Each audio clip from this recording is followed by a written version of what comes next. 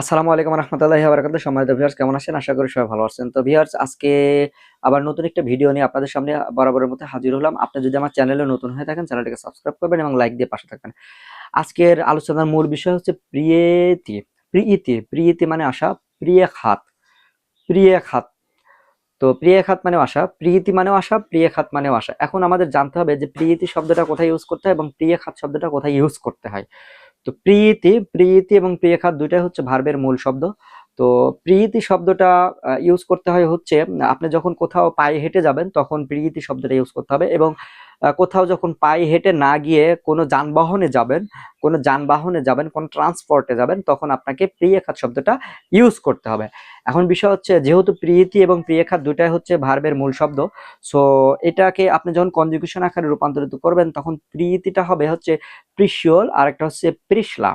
প্রিশিওল আর একটা হচ্ছে প্রিশলা। ঠিক আছে? আচ্ছা।